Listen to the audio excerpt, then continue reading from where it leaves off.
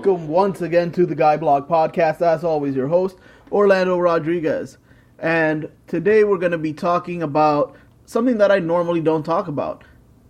Now, this podcast, I like to focus on sports, especially the ones that I really do like and have more knowledge of, which is wrestling and MMA, mainly WWE and the UFC. But today I have to talk to you about another sport that I have touched upon because it's a sport that's been touched upon by MMA, which is boxing.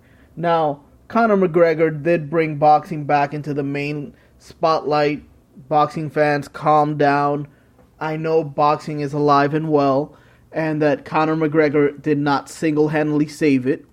However, it's a sport that doesn't have too many big stars, and that the politics, which I will admit, UFC is getting infected with it via Conor McGregor.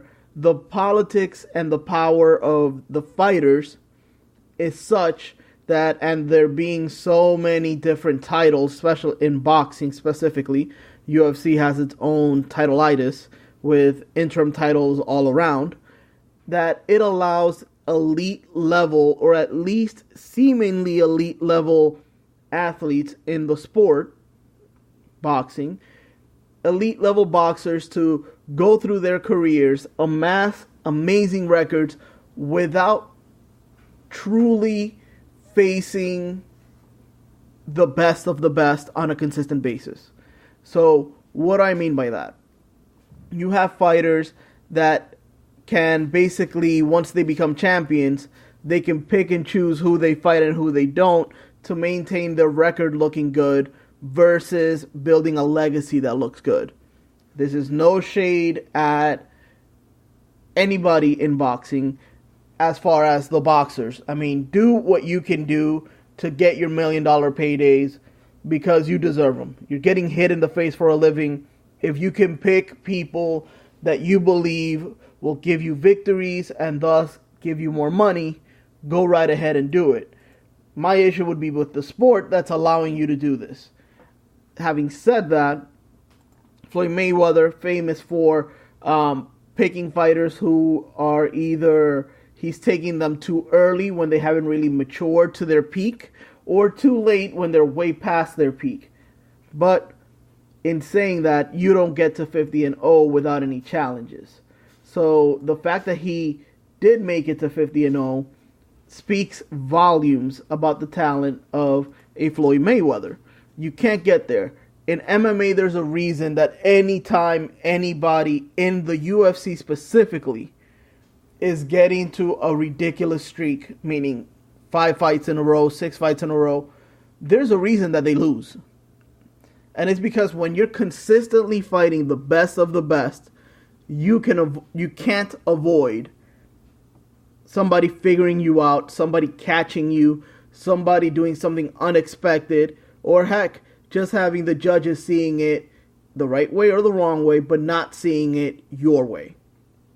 So, when you have a Kukui, when you have a Holloway, these fighters that are getting 9 fights in a row, 10 fights in a row in the UFC, those are winning streaks that really the UFC should be hyping them up so much more because they are so hard to achieve. And I know what a lot of fans might say. Yes, but there are fighters in MMA that have gotten, like Khabib and others that have gotten to 20-0, 25-0, 30-0. Yes, that is true. But the reason that I make the distinction of fighters in the UFC is because whether some people like it or not, the UFC is the premier MMA organization in the world. Is where the best fighters in the world want to fight because it's their best chance at getting the best payday. We're seeing the tides turn a little with fighters deciding to go to Bellator because the paydays there are now kind of equivalent in the sense that, hey, if the UFC decides not to push me, I can't make a, let's say, $400,000 payday. But if I go over to Bellator, if I'm winning, I can make that payday. If I'm losing, well, I have sponsors and I can still make 6 figures, 100, 200,000 in a fight. And that is true. because you have fighters in the UFC that now, even with the Reebok deal, if you're on a 20-20, on a 30-30, on a 40-40, meaning 40,000 to fight, 40,000 to win, you could have one of the best streaks around, and you're going to get, if it's not a title fight, you're going to get 40,000 for fighting, 40,000 for winning. Let's say you get knockout of the night, you get another 50,000. Hey, you're at 130, and Reebok will pay you another 20. So you make it all the way to maybe 150, and that's with all the stars aligning, and you being on a 40-40. If you're not, if you have most fighters that are on a 20-20, a 30-30, and if you lose, all of that goes away. You're not getting knockout of the night if you didn't win. You're not gonna get your win bonus, so you're down to your 40, so you only get your Reebok money, so you might get 60, and that's a good deal. If you go to Bellator, you could get that 60 just in sponsorship, and the rest is your contract money. That's a good deal for fighters that are going over there, because the bigger their name, the bigger the sponsorships, and the bigger opportunities they can have. Having said that, coming back, because we're going to boxing. In the UFC, these fighters that have 20-0, 30-0, 25-0 records, they've amassed 90 to 95% of that record outside of the UFC. And once they get to the UFC, they're fighting the best of the best to show that their record means something. And currently, there's only one guy that really still has that record. And I want you guys to remember first the name of the last guy that had a similar record. Renan Barão, or Renan Barão, however you want to pronounce it. He had a crazy 30, 31-0 or something record, and looked like a beast and looked unstoppable, and was young and fresh and just looked like nobody could stop him. He was dominating, standing. Nobody could even really get him to the ground. It was amazing to watch. And ever since he ran into a brick wall called TJ Dillashaw, he has not been the same. Unable to win consistently, unable to dominate in the slightest. He is not the same fighter. Now, does that mean he needs to change camp? Maybe. That could mean a lot of things. I'm not going to go into that today, but I'm just saying for the sake of these undefeated beasts. Khabib Nurmagomedov, probably butchered his last name, because if I don't have it written in front of me, I rarely will pronounce it correctly. But Khabib, he has that record. And he's amassed a pretty good record in the UFC, or a very good record, still undefeated. And now he's facing Kukui, his biggest challenge to date. But this shows you he has to fight the best of the best. This is what transitions me back into boxing. In the UFC, Khabib, there comes a point where you're being so dominant. El Kukui, Tony Ferguson, who's also been extremely dominant. I believe he has a 9-0 record in his last 9 fights, or 10 fights in a row winning. You have to fight the best, because there comes a point where there's nobody left. So if there's nobody left, the UFC will either try to find them or do what they can, but you have to, at the very least, fight the best in the best organization in the world. In boxing, that is not the case. You can be the best lightweight, welterweight, atomweight, whatever you want to call it, in the world, and the number 2 and the number 3 in the world will have a different belt than you, and you can avoid them altogether. And while people will want you to fight, you can hold off for 2, 3, 4, 5 years, fighting guys that, are a good style matchup, that are a good skill or experience level matchup for you. And all 3 of you keep winning. And you only fight once the money is right, once there's not even no one else left, once there's no more stories to tell, or once you lose. And if somebody made you lose, you have to then, maybe you'll fight, because whoever still has a title says, hey, I saw how he can be beat, I'll fight him now. That's boxing. And people make fun of wrestling, but look at boxing. The matches we want are not the matches we get. We should have gotten Triple G versus Canelo a long time ago.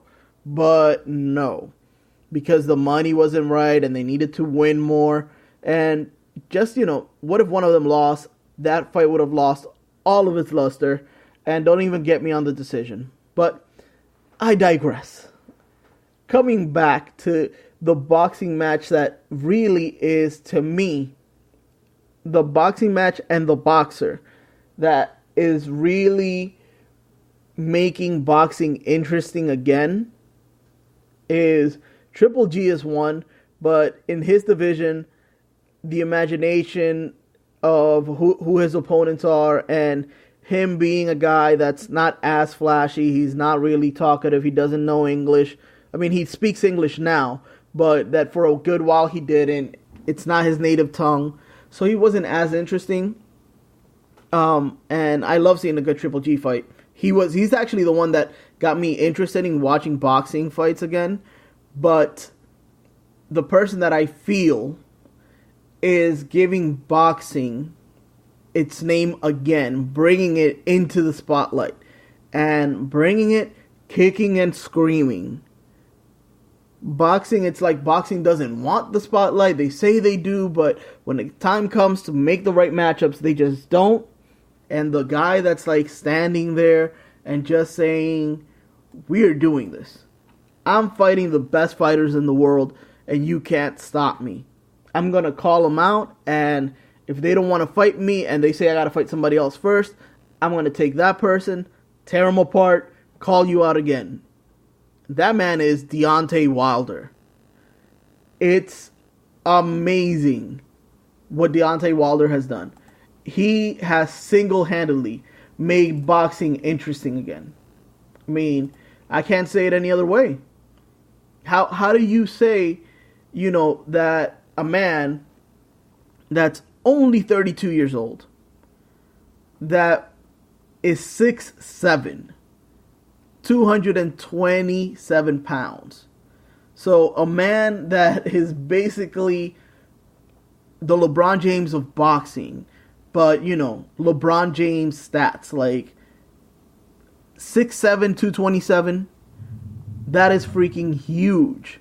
And the fact that this man is in there and just fighting and calling people out and just saying, like, I'm the best in the world, and I dare anybody to tell me otherwise. And he's not saying tell it to my face. He's saying tell it to me in the ring. This record is ridiculous. And while everybody has looked at Floyd Mayweather's record and said amazing, has looked at his record and said, that might never be beat.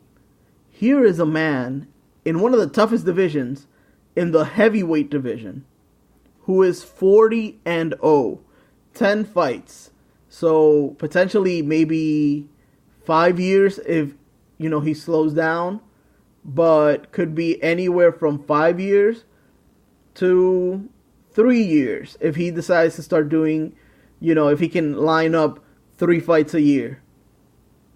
If this man is 40-0 with 39 knockouts, and the one person he did not knock out, he fought in a rematch and destroyed him. So, I don't know, because there's something about heavyweights, whether it's MMA, heck, in wrestling, the biggest guys are always the ones that are the attention grabbers. Just naturally they are. And you have in boxing the same thing.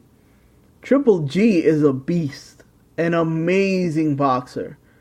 But everybody has heard either of Deontay Wilder or of Anthony Joshua or of his most recent opponent, Luis Ortiz. One of these names, the Klitschko brothers, it's one of these names is going to be in your head. There's going to be one of these names that Tyson Fury. Don't know that name? Then you got to know Anthony Joshua. Don't know that name? Deontay Wilder. Don't know that name? Luis Ortiz. There's all of these fighters that in boxing, people know that their name just because they're heavyweights. Mainly. The only one that has been really great lately in getting his name out there is Floyd Mayweather. Triple G keeps trying to do it, and it's really hard. So, you see this man that calls himself the Bronze Bomber. And it's something special to see. And to see how he goes out there and he just calls out people. And he just says, like, he's challenging himself and challenging boxing to place the best people that they can in front of him. And do they? They're trying not to. That's the other thing. Boxing has a way of liking, or of liking the fact that its fighters stay kind of mystical. So if you look at the opponent that everybody says Deontay Wilder should fight, that everybody wants to see, is Anthony Joshua, who likes to fight only in the UK. Why? I don't know. That is very strange. But this guy has a record, a heavyweight. He's bigger than Wilder, but he has a record of 20-0. 20 knockouts. So that's similar. And he's younger, 28, 6'6", 249 pounds. So he's younger, he's heavier, not taller, but bigger. Man he just fought was bigger than him, and he destroyed him. Talking about Deontay Wilder. If you have not seen, and part of the reason that, if you want me to bring it back to wrestling, Mauro Ranallo has been calling Deontay Wilder fights. So, there you go. Some wrestling. Want to bring it to MMA? Brendan Schaub has interviewed on the Big Brown Breakdown, his podcast, which I believe just changed names. But he did get to interview Deontay Wilder. Great conversation. Amazing interview. You should check it out. So there. I tied it in for the MMA fans. I tied it in for the wrestling fans. Watch his fights. Look him up. Deontay Wilder is special. They like to say that his style is, unorthodox? It's really street fight. He looks like he's in a street fight. But he goes for it. And he's amazing to watch. You're watching a superior athlete when he gets into the ring, when he ends his opponents, what he does, the way he does it, and the way he carries himself. He doesn't look... There's a difference. When you see a Conor McGregor, you believe that he's very confident, maybe overly confident. You might think he's cocky. Deontay Wilder gives this impression of not being cocky. He looks like somebody who is just completely and utterly confident, 150% confident in his abilities, and he backs it up every single time. Because he doesn't just win, he really dominates. And I don't want to say it like I'm trying to blow it up or I'm trying to watch him fight. It really is a domination. It really is. For everything, however little you know about boxing, you'll know enough to say, hey, the guys that he's in there with, it's embarrassing how they allow him to disrespect them. Because Deontay Wilder does not look tired in his fights. Yet, you'll see him drop his hands, not because he's tired, but because he feels offended. He looks offended that his opponents are not better. And that is crazy. So, everybody has wanted this fight of Deontay Wilder versus Anthony Joshua. I want to watch it. I really do. However, Anthony Joshua has a bunch of conditions, as always is the case in boxing, prior to fighting Deontay Wilder. One of the conditions, unspoken allegedly, was that he fight Luis Ortiz, that he fight somebody before this fight. He did. Now, Anthony Joshua, for this fight to happen, has to fight Joseph Parker first at the end of March. If he wins, how he's always won, then this Deontay Wilder versus Anthony Joshua fight might happen. And I say might, because in boxing you never know. Like I said, Anthony Joshua basically refuses to fight outside of the UK. To me, that, I don't care how anybody else wants to say it, that is strange. Somebody like Joshua can make a lot of money and do a lot for his career if he fought in Vegas every once in a while, especially with boxing. Yet he doesn't do it. He fights in the O2 Arena, Wembley Stadium. He'll do anything in England. Why is that strange? Of course he's English and everything, that's his home country. And it could be his whole thing of like, he feels confident when he's there and it's one of his superstitions. But come on. If you want to be the best, you got to fight anywhere. And I can't say because, yeah, it sounds like superstition. But could it be something else? And I'm not saying that he's taking anything, but it's strange when you, as a boxer, are willing to have all of your fights in one place. Because that one place has one commission. So it's really strange that he only fights there. Then when you have one of the best fighters in the world that can help bring you one of the best paydays in the world, you're like, nah, I'm good. How about you fight this guy first, I fight another guy, and then maybe. And the other guy just says, okay, fine, boom, destroys his opponent, and you're still like, okay, well, I gotta fight, and then, like, Lord. But coming back to the point of boxing as a whole, and the most interesting thing happening in boxing, I know Canelo versus Triple G is happening again, but first of all, that decision seemed like a robbery, and how that fight ended reminded us of the worst thoughts people have about boxing, about how it's a dirty sport, how there's corruption, how there are things of that nature. You might not want to believe me, but that's what people say. That's what I've heard all my life. That's what how people view boxing. Now, when that fight happened, which is a fight that I wanted to see and everybody wants to see, there were people like Brendan Schaub that said, watch, if it goes to a decision, there's no way Triple G is going to win it. And that's what happened in an extremely controversial decision. But okay, that is what it is. But it shows the worst in boxing. Deontay Wilder is bringing back boxing more than Canelo and more than Triple G because Deontay Wilder is vocal in a respectful manner. He is very articulate, a lot more than some people might think or might expect, which is what I should say. And more importantly, he finishes his fights. So it takes away the dirty part of boxing, at least from the judges. Because in a fight, you might think one guy is winning or another guy is winning, and then the judges just flip it on you. But with Deontay Wilder, he's knocking people out. And when you look at him, he's 6'7", but he looks like a basketball player. So he doesn't look even like the Klitschko's. He's not bulked up or anything like that. So he looks lean.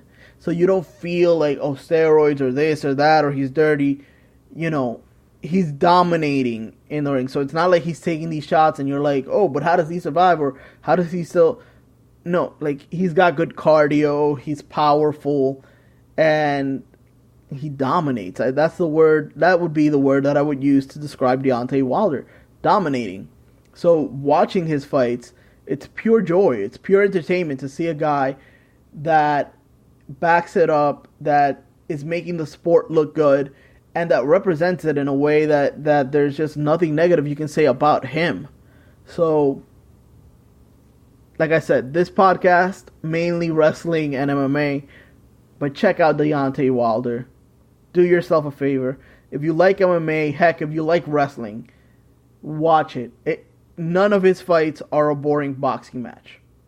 They're always entertaining, and like a good WWE pay-per-view, like one of the good ones, I know they're few and far between, the ending is always satisfying.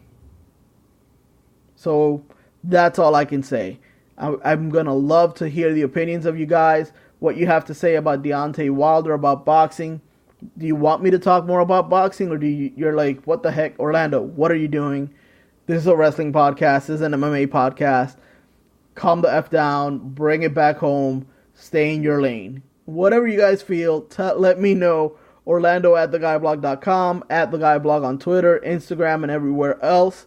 And as always, it's been a pleasure talking to you guys. Talk to you soon, and take care.